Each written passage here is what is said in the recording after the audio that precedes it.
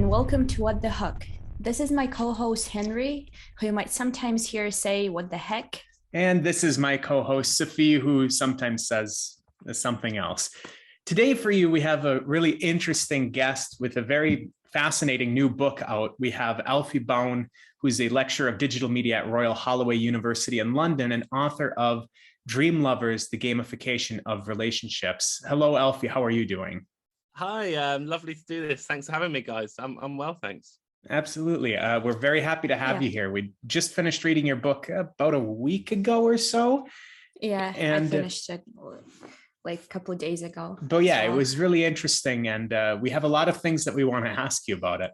But I guess let me ask the first question to kind of get us into the mood of this.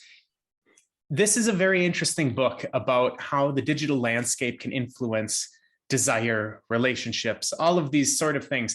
What was it that inspired you to investigate these subjects? What pushed you to looking at this topic in particular, and from the lens at which you did look at it? Okay, it's a great question. Well, I mean, I suppose there are two different answers to that. One is that I got divorced.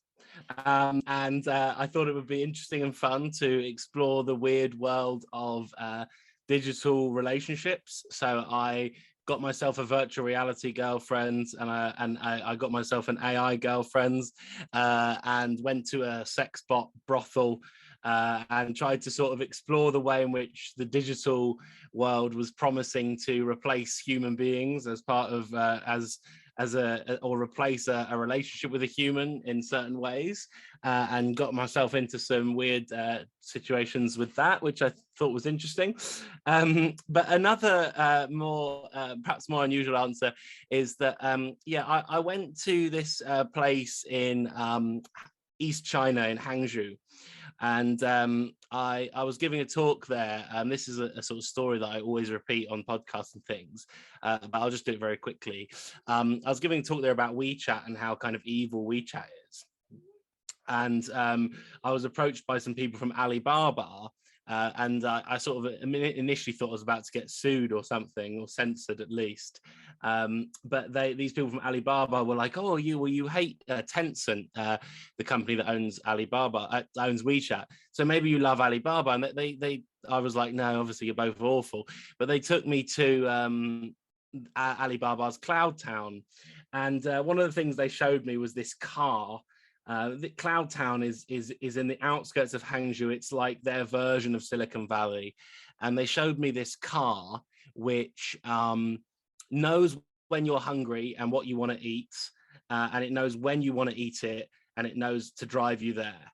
And this is all part of the book. And basically this technology that they're developing there is about, it's similar to what we all use on our phones every day, but it's about basically trying to send you to different places than you would ordinarily go. So changing your sort of behavior patterns, right? And the simple reason they wanted to do this, so maybe you guys, I don't know what's a classic Russian takeaway, but maybe you fancy a pizza on Friday night at 6:30, but you yourself haven't realized that you fancy a pizza at that time, but the car realizes this, right? So at 5:45, the car says, "Hey, why don't you go to this pizza place? I'll even drive you there," and it takes you there, and so you eat your pizza and you feel good. And the reason Alibaba wants to do this is to direct you to places that take Alipay, their own kind of payment system, rather than Tencent, WeChat Pay, or just cash. So I suppose what this experience of going to this weird place all the way in East China, I mean, I'm from the UK, as you know, so it was all pretty weird for me. But this experience of seeing this, it kind of showed me that, like, well, we are the sort of capitalists that live in the clouds are trying to sort of reprogram us to change our desires, whether that's trying to replace our wives with robots, or whether that's trying to tell us when to eat the pizzas.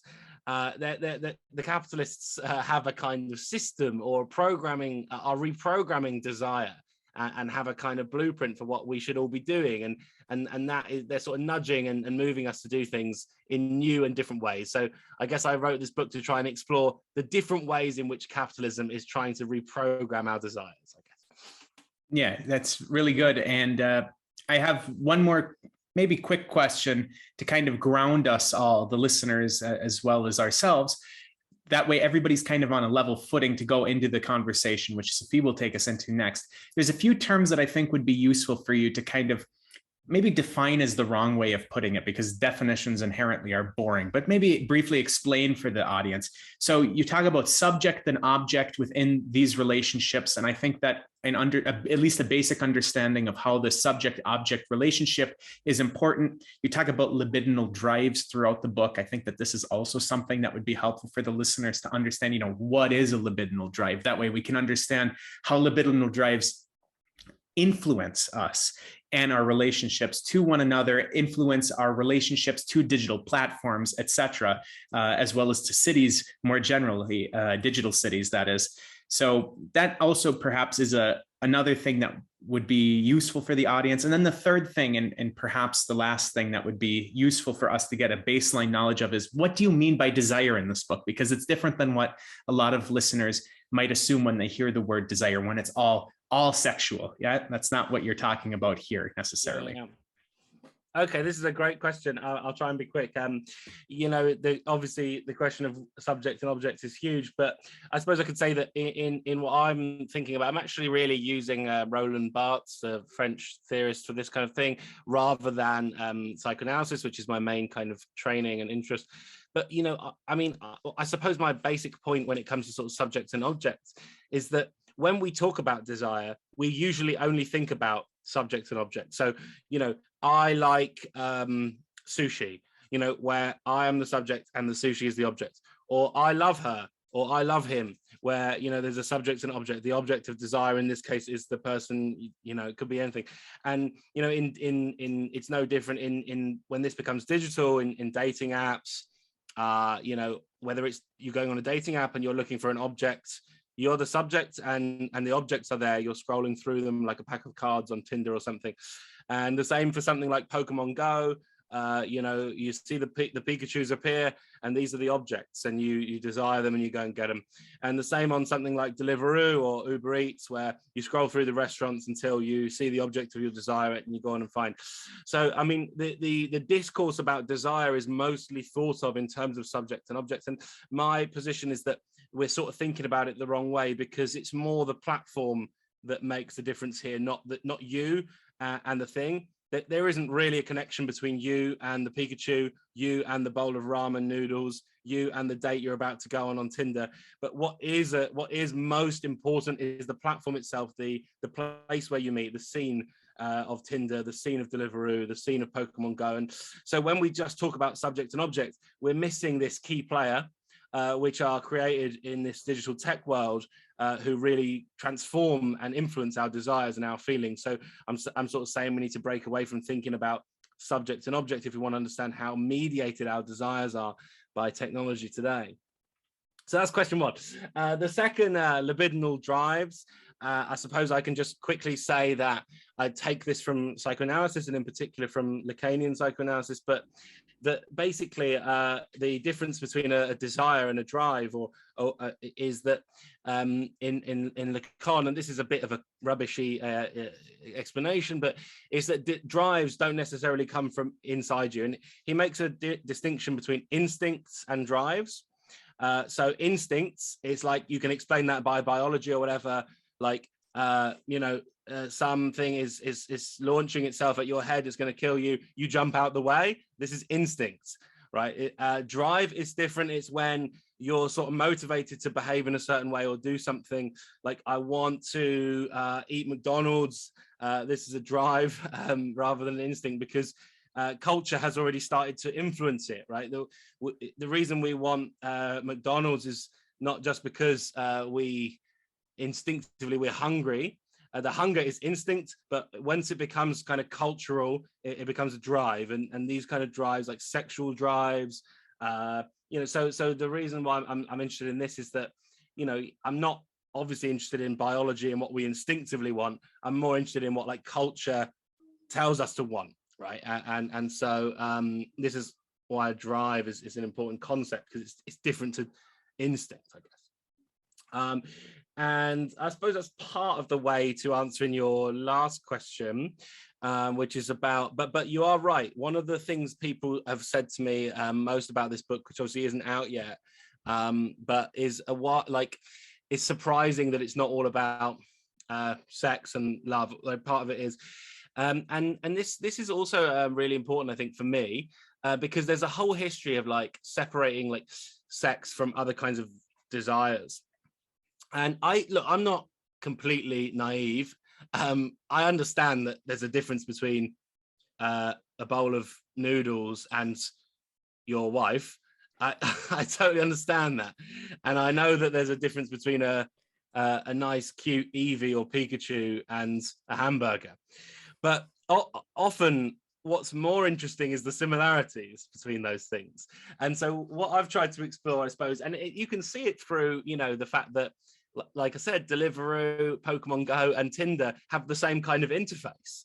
There are differences, of course, between the objects that we go after in our lives, whether it's foods, Pokemon or lovers. But at the same time, there are similarities in the way in which our society, especially our digital society, sort of offers us and mediates our desires for these things. So I guess what I wanted to do was kind of explore how desire in a much broader sense was being changed, not just relationships, but everything from, desire for a snack to desire for a rest is being transformed by digital capitalism. One quick thing, Safie. So when you mentioned that, a bowl of noodles is different than my wife, it reminds me of a scene from Friends. And I bring this up because I know Safie is a big fan of Friends, where Joey Tribbiani, the Italian-American food connoisseur woman, I don't know what to call him, but people who have watched Friends know who Joey is. And in one scene, he says something along the line, somebody asks him, would you prefer food or women? And he's like, women, food. Women, food. I can't decide. I want girls on bread. Something along those lines. It just sprung to mind when you mentioned that. But actually, this is actually, I think, an interesting point. And, there are times when you're sort of, I mean, especially in, as I say, this digital world, you might be lying there looking on your phone, and people, honestly, I bet there are listeners who totally empathize with this, flicking around on your phone thinking, shall I go on Tinder and flick around for a date, or shall I order something in? And there is something going on there. I mean, and actually Freud says something really interesting in this essay. It's called Essay on Group Psychology. And he says that basically it's not a coincidence that we use the word love really flippantly to refer to quite different things. So, we talk about, I love my girlfriend so much. I love my daughter so much. I absolutely love films and I love video games. Oh yeah, man, I love sushi. And he says that the way in which we use this word, like in these very different ways, is not an accident actually, because there is some kind of pattern going on there between the way in which we relate to objects of desire in this way, even when they seem radically different. So I think there really is something in this weird thing. Before I ask my next question, I just wanted to quickly say that sometimes I actually do catch myself going through my food delivery app. It's Delivery Club in Russia, like the most popular one. And then I end up just looking at food and not really order anything because that's enough. I've scrolled through hundreds of burger places and pizza places and sushi places, and then I'm gonna do without dinner tonight. I'm fine. Yeah, but you see, it could be said, that if you ordered it, then you would be let down. Like it's the desire of that food that is really pushing you forward. According to some psychoanalysts, anyway. Yeah, like when I'm bored, then I'd open that app and then I think to myself, like, am I a freak or? But no. Well, yes, just not for that reason. Well, anyway. But I think that's right. I mean, I think that's really interesting, and I think you're the norm.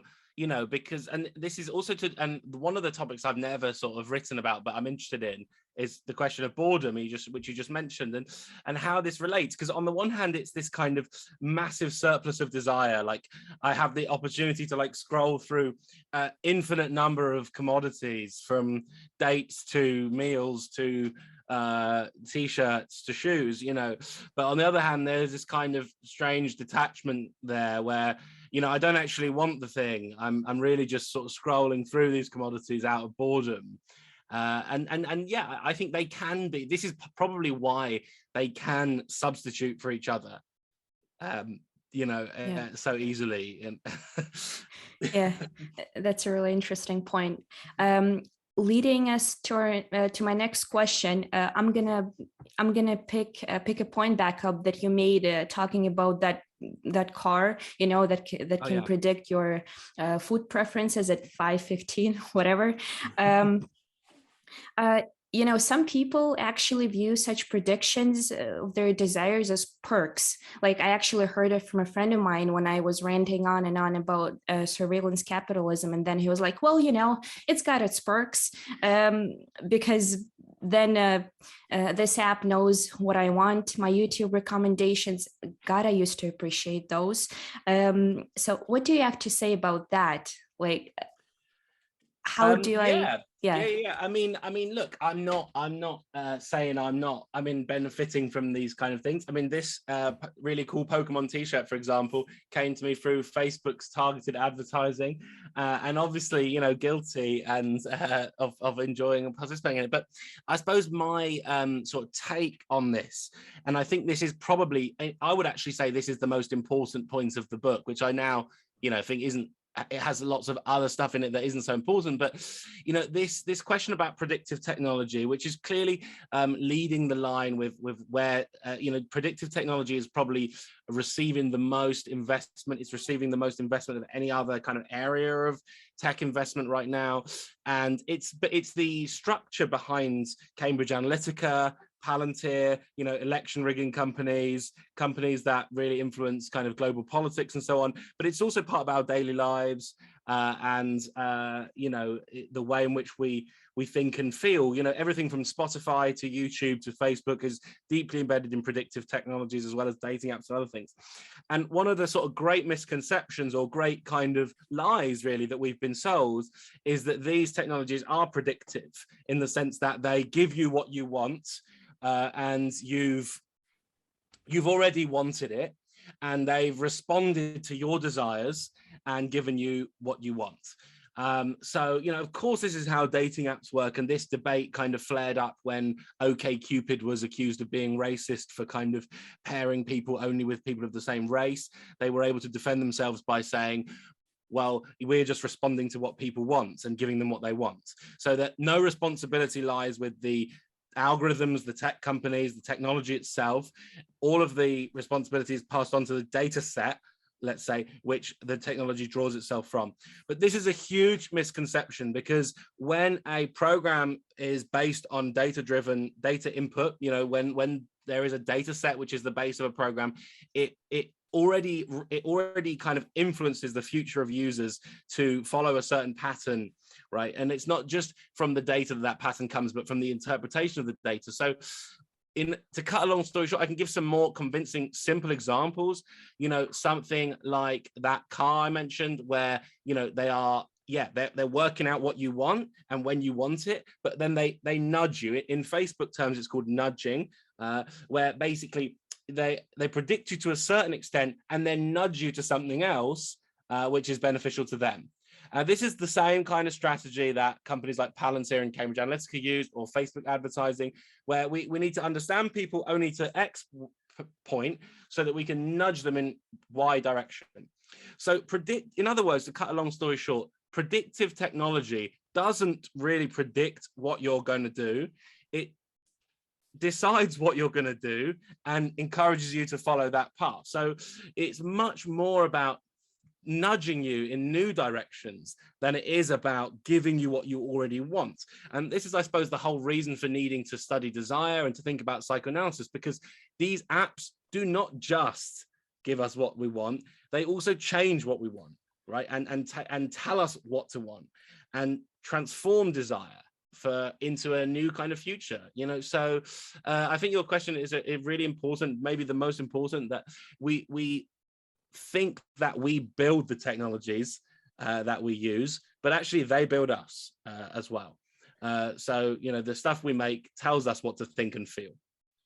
Brief follow-up. So you mentioned about how there's this datification. I think that it might be interesting for you to mention that in the book you talk about the datification of objects and the objectification of data.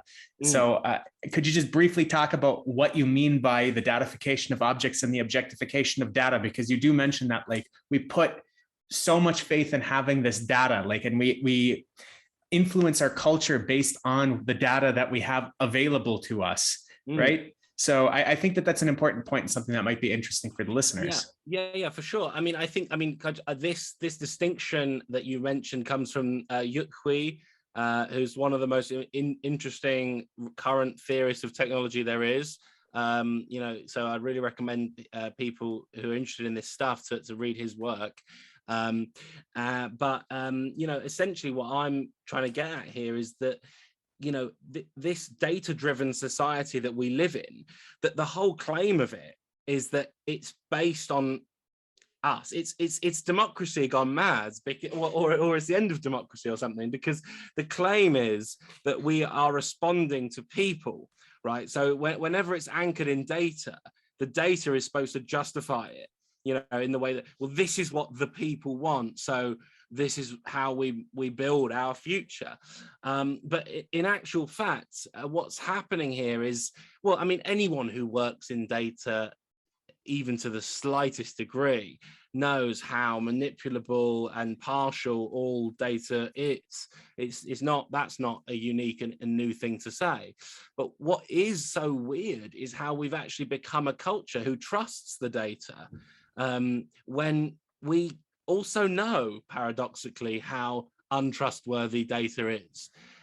So yeah, I suppose this is the thing. When we as people become points or objects in a data set, we're sort of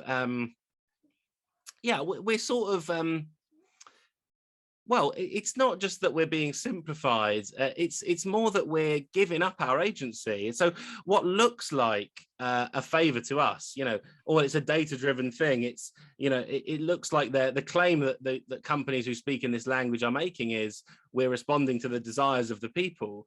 But actually, that is the moment when you give up your desire and just become a kind of piece of data that can justify pretty much anything that the interpreter of that data wants. So I think this question of a datafied society is also really critical, and we need to just reveal this. I don't think we should go and live in the forest and not be on the internet.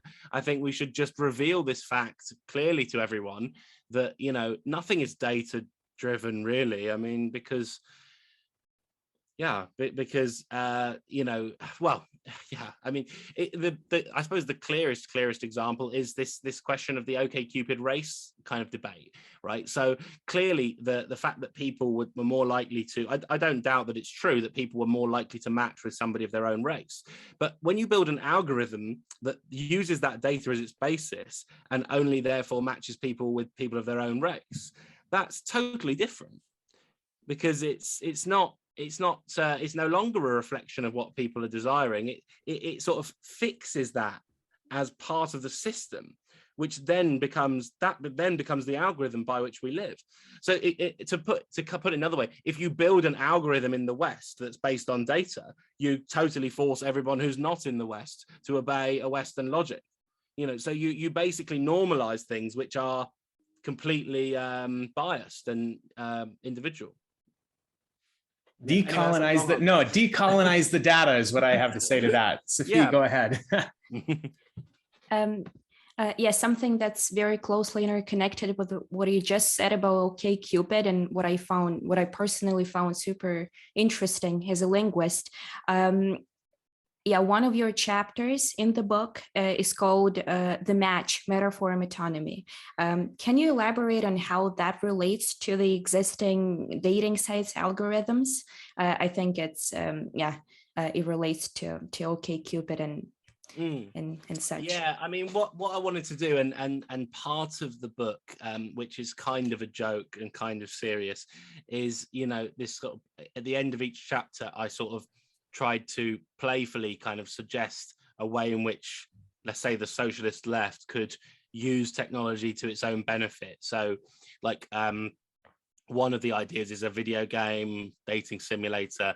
One of the ideas is a sort of wearable, like a, what do you call that, a Fitbit, or like a wearable watch. And the other one, which you just mentioned, is this sort of socialist dating simulator or something. And so, but I don't really mean this too seriously. I think, you know, coming up with these ideas is kind of playful, but at the same time, it's just supposed to sort of think about, you know, how could we reprogram these technologies to think differently about what they might do, right? So, you know, my point about this, you know, metaphor and metonymy idea is really from, like, as you say, linguistic theory, or from Roland Barthes and things like this, that, you know, in a way that the structure of some parts of the internet is a structure of metaphor, in the sense that it's something that's similar to something else. So on Facebook, your friend suggestions are people who are similar to you. Like, if you like the same things, then you might get that friend suggestion or whatever. If it's the same mostly on dating sites too, you know, if you've got X, Y, Z. Originally, this was how they were structured entirely. Now it's a little bit more dynamic, but originally it was like, fill out a questionnaire and we'll match you with the person who gave the same answers as you. You know, so the whole concept is to match you with someone who's most like you. And, you know, I had a go really on some pretty weird dating sites, which are like this, for example, like Trump.dating, which is one of 2 Donald Trump based dating sites I tried, and Red Yenta, socialist kind of dating site, which is kind of part parody, part serious. You know, there's all sorts of dating sites, which I suppose what they do is they create, the common word for it would be just a filter bubble, you know, but what they create is a kind of desire bubble, or a relationship bubble, where people are only engaging with people who match them. And even the language of matching, I think, is kind of interesting, which, you know, probably comes from Tinder, or it comes from the Match Group, you know, which is a company called IAC. They basically own every dating app, Tinder, Hinge, Bumble, but also the historical ones, Plenty of Fish, OkCupid. And this whole company's algorithms and name is based on matching. And this is the idea that, you know, people who like people who are similar to them. I'm not saying that's wrong. I'm just saying that it's quite ideologically charged, and it's one particular way of processing what goes on in the world. Other websites, this is slightly different, I suppose. Other websites are structured very differently, especially older websites from the history of the internet, and I'm really interested in, like, the internet history of the internet and how sort of democratic it seemed to be, and net art and things like that. But if you look at, like, Reddit, for example, or perhaps even Wikipedia, it's based not at all on well, Wikipedia is the perfect example. It's based on, I guess, what Barthes would call metonymy, in the sense that, you know, you can click on a link and you can, I guess people call it a rabbit hole, right? The next thing you know, you've clicked on another thing and another thing and another thing, and you've ended up miles and miles away from where you thought you would start. So, and you know, although I understand that some of these websites are accused of fascism and so on, 4chan and Reddit are also structured in this kind of metonymic way, where you can get yourself quite far from where you intended to be quite easily, and end up engaging with people who are very different to you. And I actually believe that this is a healthier structural model for the internet than what we all live in on Facebook, Twitter, which I would say Facebook, Twitter, Instagram, they're all metaphor websites, let's say, and 4chan, Reddit, Wikipedia, these are metonymy websites where basically you get lost, you meet loads of weirdos, you read weird things, you don't finish where you started. And I think, although we have among liberals the idea that those websites are kind of dangerous and have contributed to sort of forcing people to the right, I suppose, or contributing to extremism. I think it's actually a much healthier model for using digital space than the ones which are run by the platform capitalists, whether that's Elon Musk or not, or Mark Zuckerberg, you know. So I suppose my idea was to playfully build a dating site where you would end up miles away from the person who matched you, and just to see whether this actually produced positive or negative results. And it really wouldn't surprise me, actually. So if this kind of structure got you more success or made you happier than just marrying people who are similar to you. So I was just trying to sort of think about that history of the internet and why it is that we're so forced into these little bubbles, and how to kind of break out of that world, I suppose.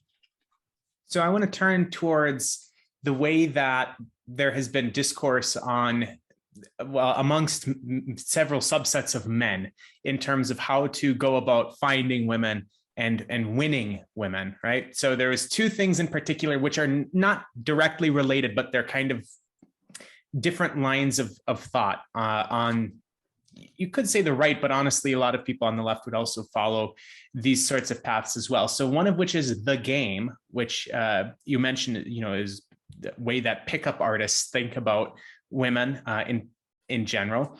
And another one that I was completely unfamiliar with, so I had heard about the game previously, but something that I was completely unfamiliar with was this notion of sexual market value, which was a bit even more shocking than reading about the game, because when the game came out, I was, super young, and I've never used any dating sites or anything like that. So I had never engaged with it. I just kind of knew that it existed.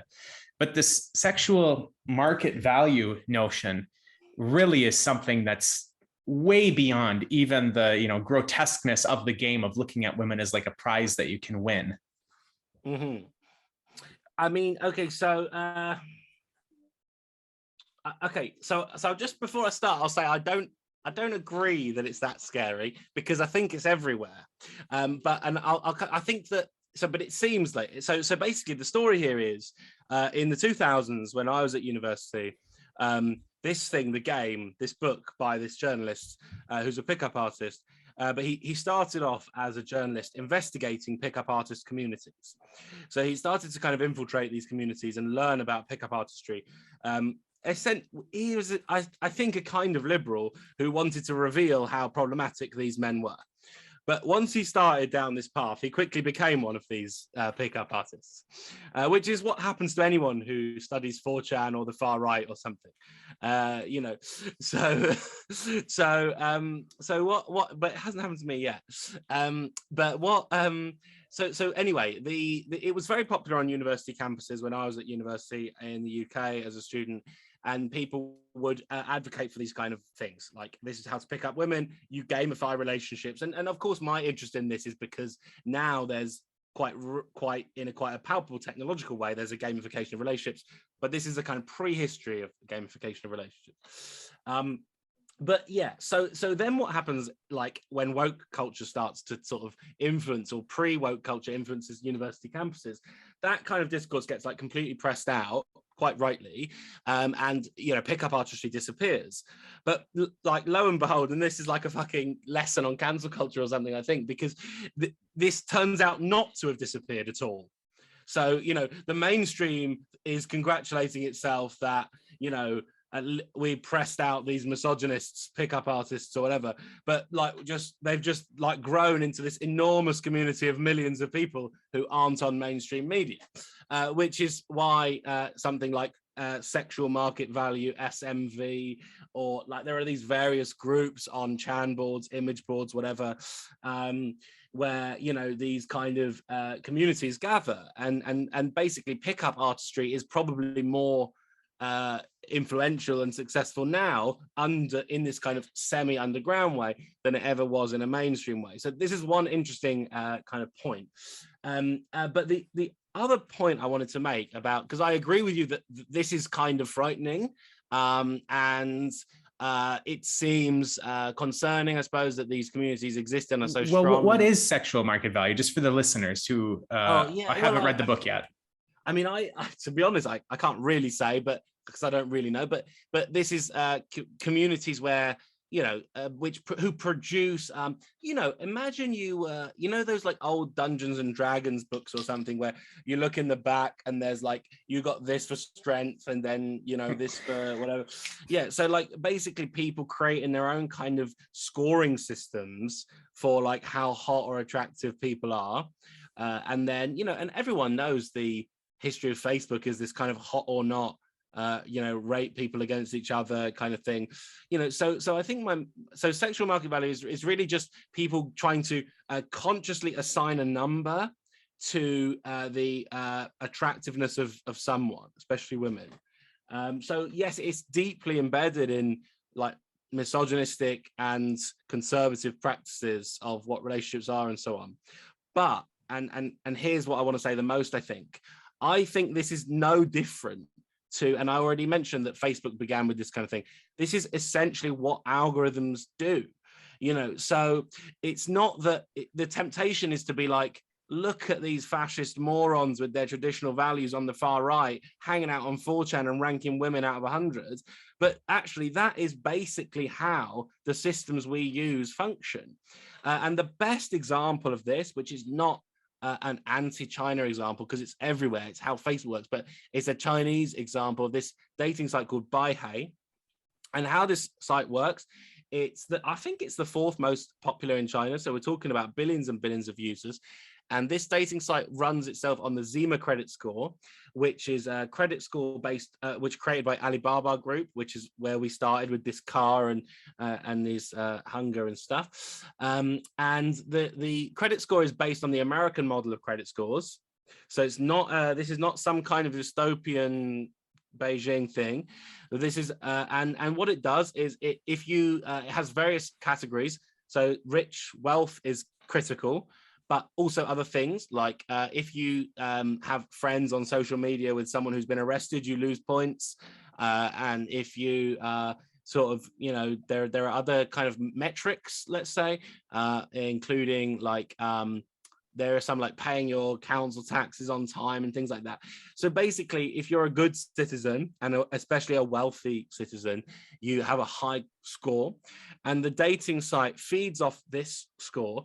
And so it's incredible. It knows who you would fancy, but it only gives you a certain percentage of those matches, depending on how much of a good citizen you are.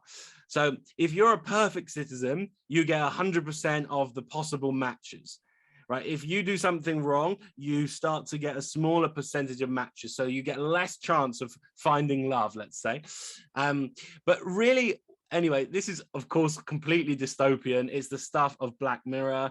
But really what it shows most of all is that this kind of sexual market value is actually embedded in the way in which our culture as a whole thinks, and the way in which social media works, the way in which tech companies deploy data, to go back to datafication. So I wanted to go into these weird far-right groups of misogynists, but what I found, to kind of see how weird they were, but what I found was the logic of that, the structure of their thinking was no different really to the structure of major mainstream tech capitalists organization of people. So that for me was the scariest thing. Well, you know, that was just as an aside, this is why I think that it's terrifying. And you said, you know, you didn't think that it was that terrifying. I didn't mean to say that I think that it's terrifying that there are some, you know, fringe groups on the internet that are explicitly using this. The reason that I think that this is terrifying is because it is becoming so formalized in our culture. Whereas back, you know, when I was a kid, for example, yeah, people in elementary and middle school used to do this on pieces of paper. Like they would rank the girls in the class, you know, who was the hottest and who was the nottest, you know. So this is something that always happened. But back in those days, it was understood that it was something juvenile. It wasn't something that was done out in the open in broader society. Whereas nowadays, it seems like this is starting to gain more acceptance in some of these fringe groups. And I think that it's only a matter of time before, as you mentioned, now it's starting to be used by social media platforms. It's only a matter of time before this kind of explicit like ranking of people or giving of scores to people becomes even more widespread than it already is. I think that it's increasing in scope, and that's why it's terrifying. Not the fact that, you know, there are currently this, you know, these fringe people online like, oh, you know, this lady's got, you know, a 10 for whatever physical trait they might be looking at that moment, and she's got a 7 for this physical trait. I don't think that that's that worrying. I think that it's the acceptance in the general culture, not only in the United States, not only in the United Kingdom, not only in Russia, but in China, as you mentioned, with the social media platform. But the fact that this is becoming more and more ingrained in like the human culture, the datification of objects, as we're talking about here, you know, giving scores and categorizing people on these scores, I think that that's worrying. And that was what I was trying to get across. Yeah, no, I agree. I suppose I want to say this, and you know, this is a bit off topic, I suppose, but the fact that this was happening in classrooms, you know, as you say, on bits of paper and so on, this is crucial to understanding how this system develops. I agree, and it's particularly American, I'd say, although we did see it here in the UK, although I felt like we were copying America and doing it. But this isn't, you know, you said, you made the point that perhaps it was, at that point, it was just seen as a kind of juvenile thing, but now it's become sort of normalized. And I think this is right.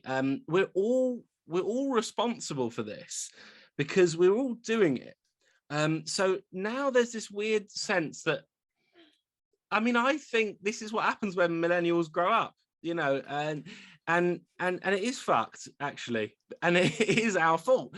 And then this sounds like a bit of a digression, but, you know, we love to say that, you know, look at what's happening in Russia or whatever, or Ukraine at the moment, and we, you know, there's this kind of massive confusion about who are the fascists here. You've got people saying Ukrainians are the fascists and people saying Russians are the fascists and whatever, and this kind of like desire to sort of say that we're not responsible for things, somebody else is the problem, you know, like the fascism is over there and we want to cancel it, and we ourselves are not part of that process, is very much the dominant narrative in the West, you know, whether it is to do with localized cancel culture issues or whether it's to do with global warfare. There's this desire to sort of say, well, that is the other person who is guilty, and that distancing kind of purifies us in a certain way. And this point that you made, I think, is absolutely right here, that we shouldn't also do this with these platforms and say, look how evil OkCupid or Facebook is. We all did this, you know, and this kind of thinking is so deeply embedded in the way we all grew up and the kind of culture we built. So we are kind of complicit, I suppose, in the kinds of fascism that we now live in, or in the kinds of techno-capitalism that we now live in. Like, we built this system, and so that is the sense in which I think, you know, we're responsible. It's not because our data shows what we want. It's because, you know, we have allowed this to happen, and, you know, like you said, if you can see a line from kids ranking people in a classroom to social media dating algorithms, then we were all there, you know, and it happens. Yeah, while still staying in this realm of online dating, I'm going to bring us back to where we started, you know, namely to this virtual girlfriend / friend / lover thing, Replica. Yeah, this app. So when we're comparing our notes, we found out that we both marked it, and that we would both like to try it out sometime. Could you share some of your personal experiences with it? So what does it feel like when your personality is mirrored, so to say? Oh, you mean Replica? Yeah, Replica. Yeah, okay, cool. No, this is an interesting one. I mean, I don't know, it's very much being advertised at the moment, actually, on Facebook and Twitter. Yeah, a Replica is a algorithm. It's a chat bot, I suppose. It's a dating simulator. It's basically like a WhatsApp conversation with a rubbish AI, and it basically just you know, learns to talk to you like a friend. And it is extremely interesting, right? It really does kind of learn about you. So when you start talking to this thing, it says, hello, do you like pizza? Really boring questions. But after a little while, it starts to learn about you quite a lot. And it really sort of knows about you, so it can ask you really personal questions. And you know, I think this is it's really interesting how much it does work. You know, I really recommend a great book by Rasheen Kibbard called The Disconnect, which is a kind of memoir of somebody's digital life, a young Irish woman's digital life, where she kind of falls in love with this guy, and she's consistently unsure whether she's actually fallen in love with him or the platform through which they communicate. And all of us communicate so much now by message, even if you live together.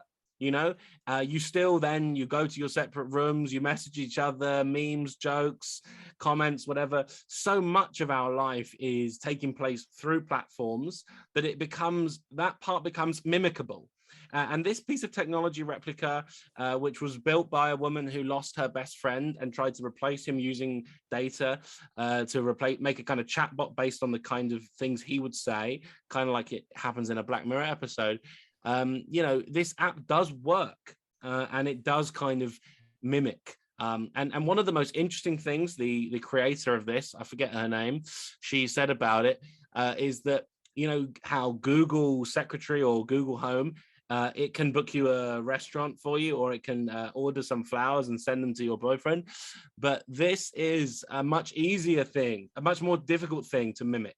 Right. So getting a virtual secretary that can order you a restaurant or order you a takeaway is actually kind of hard. But getting a virtual AI that can talk to you about your feelings is actually extremely easy. And you're seeing it now with psychotherapy. You can have virtual psychotherapy. And this is really just because so much of what we say is scripted, it's completely predictable, and it doesn't actually take much to create an algorithm to reply in the way a human would reply. And I don't think this is bad or good, but what it does do or show, I suppose, is a kind of society where we are extremely disconnected from each other. And you know, I suppose my own personal take on this is a kind of socialist perspective. I think that, you know, it's no surprise that we find it very difficult to have a working class movement or unionize, but we need AI to talk to us and give us therapy, which is just some programmed responses from a robot.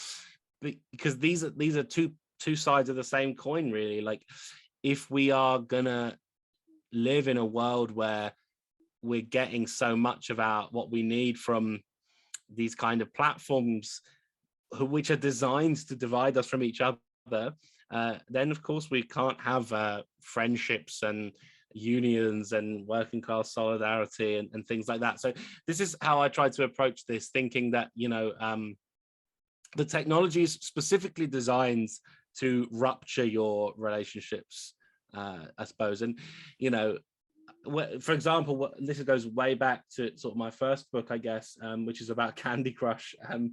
It's sort of, I was at the time working as a chef in a lot of pubs, spending sort of 40 hours cooking in a kitchen. And during my time there, Candy Crush, the game, came out. We used to always go for a 5-minute cigarette break while we've been in the kitchen, like cooking these meals. And we would always use that 5 minutes to like slag off the company and start like saying we're going to go to our boss and complain or whatever. And then Candy Crush came out, and we started just going on Candy Crush and not talking to each other. And this was like my first hint that actually something is happening here that is not just what it seems. Like, you're not just being invited to play a game because you're bored. It's actually a redirection of potential friendships and potential energy into something kind of like a cushion, so that capitalist society can kind of carry on. And so I think that these kind of AI replacements for humans is basically part of this strategy. Like, it's dangerous if two people talk, because they could actually get together and do something together. better that they actually just talk to a robot, so that they are revolutionary energies misdirected or placed into something safe. I guess that would be my pessimistic take on that. A modern opium for the masses, one might say, putting people to sleep, preventing them from organizing. Yeah. I mean, and this also is the thing with what we were talking about with filter bubbles of desire and so on. You know, it's the whole system is structured in such a way that we all go into our little pockets and don't have solidarity with people outside of those pockets, right? So your Trump supporters are on Trump.dating, your middle class boomers are on Guardian Soulmates or whatever, your you know, young Essex girls are on Tinder, your sort of middle class people are on Hinge. You know, this system is precisely designed to ensure that there isn't any kind of crossing of boundaries and solidarity across categories, whereas dating and frankly fucking should be two things that happen accidentally sometimes between people who don't necessarily match, you know, and it's what it should be one of the few things that does cross boundaries, but these technologies are designed to reduce those moments of connection between people, which could be revolutionary in a way, I suppose, is what I'm saying. Yeah, you know, that reminded me of a novel called Love Virtually, where a woman and a man get to know, love, and hate each other solely through the medium of emails. So they just, you know, exchange emails, and that's how they get to know each other. And the female character really wants to get to know this person in person. So just go somewhere together, but the response was would always be, no, I just want to keep this relationship inside my inbox. I want to come home after work and see that there's you know, there's a new email in my inbox. So I just thought that was really interesting. I never looked at it before from this perspective. You should watch, I really recommend the 1995 film You've Got Mail with Tom Hanks. Yeah. I've watched it. Yeah. Because it also precisely kind of anticipates this problem, like, should we meet in person or not? And of course it has this cliched Hollywood ending, like we end up in love anyway, but really it does also show that these are two different forms of desire, and it's a weird kind of system of pleasure and so on. So I think that's super interesting. Yeah, it's never clear whether you're in love with the machine or with the person. Well, you know, and from our personal perspective, I first knew you online as well. It wasn't a dating site. I was talking about Marxist political economy or something along those lines with you for a very long time. But, you know, for a long time, it was just the platform facilitating the conversation. Yeah, but the platform was too glitchy, so we switched. And eventually we ended up in person, so it's okay. Everything was so glitchy we had to meet. You know? Yes. See, this is we just need to make worse platforms, and then people will get together. This is the strategy. Well, I mean, in a way that I sort of think that, you know, clunky, chaotic platforms are a better solution than these kind of smooth functioning platforms that keep us in our little bubbles. And yeah, I think, you know, I just as a last comment, really, I think we shouldn't try to escape the internet and say that it's better to be in person. This is not what I think at all. I think that we should really try and, you know, if we can, you know, and of course we need shared ownership of platforms. We need to sort of rest, you know, it's so depressing that people on the left actually felt hopeful about the Elon Musk takeover, because this is where we are, you know, because I mean, but I actually get it. I understand that hope, because the situation we're in is the best we can hope for is that one of the billionaires is just a little bit nuts and accidentally does something good. And it does kind of feel like that's where we're at. But I still have a hope that, you know, we could actually use platforms, use technology to do more positive, different kinds of things, and to kind of, you know, break out of some of these bubbles that we're pressed into by kind of techno-capitalist corporations and other kind of political and state actors, and actually try and, you know, I still have hope, I suppose, in the classic idea of like a commons of the internet, that we could actually create platforms to meet each other and talk to each other in more open and less restricted ways. I think we still can do that. So maybe a lot of what I say seems extremely negative, but but I still feel there is hope in technology, and not in living in the hills or something. Sure. Last thing, Safie, as a young person, she's the youngest of the three of us anyway.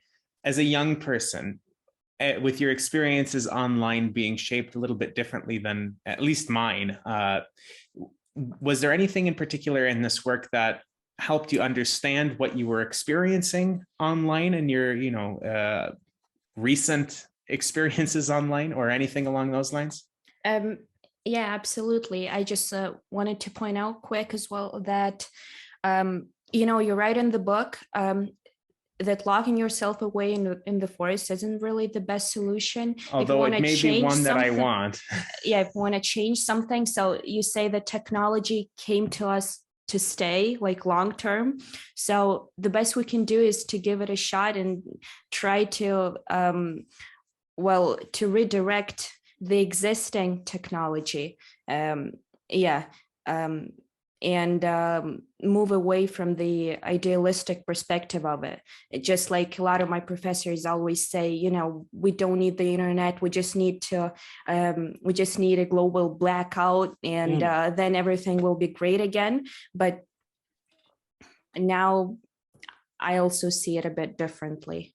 So you mentioned in the book about how the left needs to utilize these digital spaces in a much smarter way than they had. There were movements on the left that were using digital media in intelligent ways, but it seemed like those ways were always squashed by the more institutional, quote unquote, liberal center left parties. And I think that was a really interesting point in the book that I think you're trying to highlight here, Safie, and something that I'd like to talk a lot more about, but I think that we'll just say the listeners should pick up the book and see your recommendations for that point. Any final words, Alfie? No, I mean, I think it's a great point. And I think, like you said, Safie, I think the solution can't be to opt out, because it's just not. I mean, and now the issue we have is actually a global one.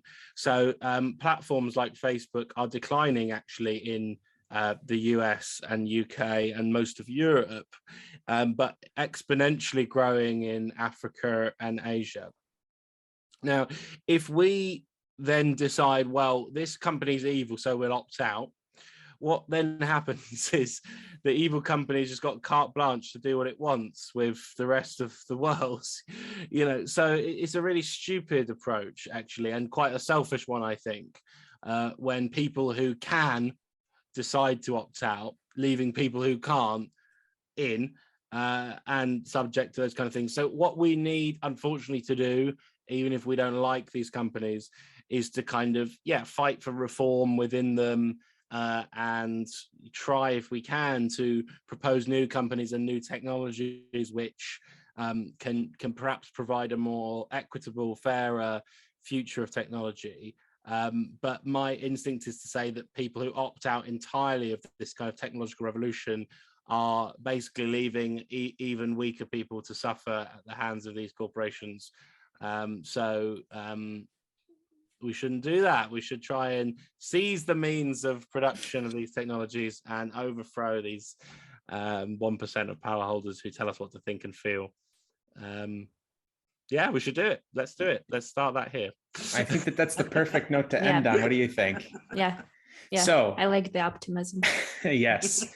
Our guest again was Alfie Bown, lecturer of digital media at Royal Holloway University in London, author of Dream Lovers, The Gamification of Relationships. Alfie, is there anywhere that you would like to direct our listeners to find you and your work? And of course, they should find the book at Pluto Press and pick up a copy for themselves when it's out, which will be very soon.